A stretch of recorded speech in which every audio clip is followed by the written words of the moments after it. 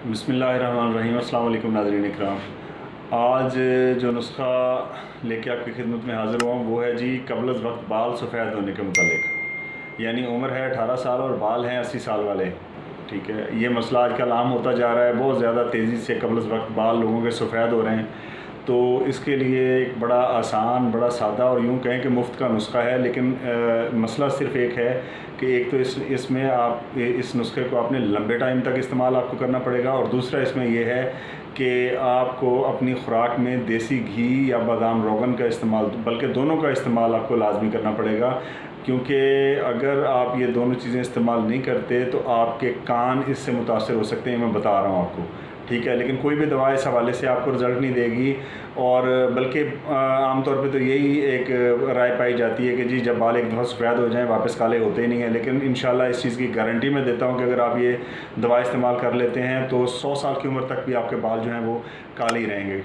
ठीक है जी, बाल सफ़ेद नहीं होंगे। और इस नुस्खे को आपने लगातार पूरा 1 साल इस्तेमाल करना है। ठीक है, रोज़ाना की 1 गोली होगी। तो नुस्खे के अज़ा आप नोट कर लें।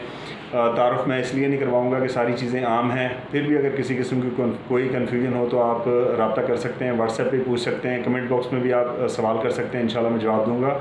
तो आपने जी दरख्त नीम के 5 चीज़ें, नीम से हासिल होने वाली आपने 5 चीज़ें लेनी है। नीम आम दरख्त है, पाकिस्तान के शहरों में, देहातों में आम ये दरख्त पाया जाता है। ठीक है, तो आपने सबसे पहले नीम के पत्ते लेने हैं जी। दूसरे नंबर पे आपने नीम का सूखा हुआ फल लेना है। तीसरे नंबर पे आपने नीम की नरम छाल लेनी है, यानी जो उसकी छाल आप बाहर से सख्त होती है, जब आप उसे उतारते हैं तो अंदर से एक सफ़ेद रंग की छाल होती है जो बड़ी नरम होती है, वो वाली लेनी है। ठीक है, 4 चीज़ें हो गई। और 5वीं चीज़ है जी नीम का गूंद। तो इसके लिए सबसे बेहतरीन तरीका होता है कि आप नीम के दरख्त को जहाँ भी आप देखें, इसको देख के आप कुल्हाड़ी के साथ थोड़ा सा ज़ख्मी करके हल्का सा पानी डाल दें। अगर बरसात का मौसम है तो पानी डालने की ज़रूरत नहीं है, खुद ब खुद गूंद निकल आता है कुछ दिनों में। ठीक है, और पंसारियों से भी अगर कोई अच्छा पंसार स्टोर है तो वहाँ से भी आपको ये उतरा उतरवाया मिल जाएगा। तो ये सिर्फ़ एक चीज़ के लिए आपको ख़र्चा करना पड़ेगा, बाकी सारी चीज़ें मुफ्त की हैं। ठीक है, तो ये सारी चीज़ें आपने बराबर वज़न ले लेनी है। पत्ते आपने खुश्क कर लेने हैं, छाल आपने खुश्क कर लेनी है, फल आपने खुश्क इस्तेमाल करना है इसका। ठीक है, और इसके बाद आपने ये सारी चीज़ें बारीक पीस लेनी है अच्छी तरह से। अच्छी तरह इनको बारीक करने के बाद आपने इसमें थोड़ा सा शहद मिलाना है। शहद की मिकदार सिर्फ इतनी रखनी है कि जिससे ये गोली बनाने के काबिल हो जाए।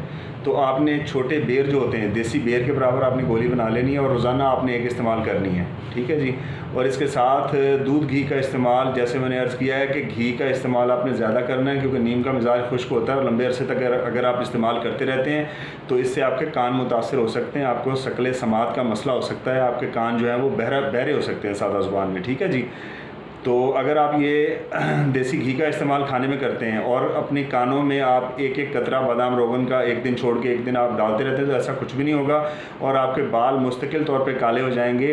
हाँ, आप उम्र के किसी भी हिस्से में इस नुस्खे को इस्तेमाल करें, इंशाल्लाह इसका आपको भरपूर रिज़ल्ट मिलेगा।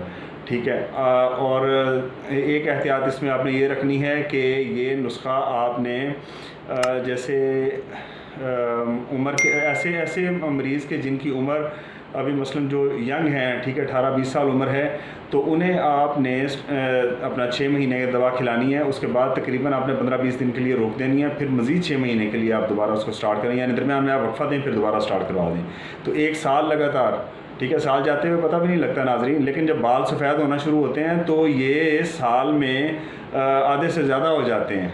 ठीक है, जो लोग यानी इस हवाले से परेशान हैं वो इस नुस्खे को इस्तेमाल करें, इंशाल्लाह 100% इसका रिज़ल्ट मिलेगा आपको। 12 का आजमाया हुआ है। ठीक है जी, तो मिलते हैं इंशाल्लाह अगली वीडियो में। अपने इस चैनल का और अपने गिरदोनवा में रहने वाले तमाम लोगों का ख्याल रखें। अल्लाह हाफ़िज़।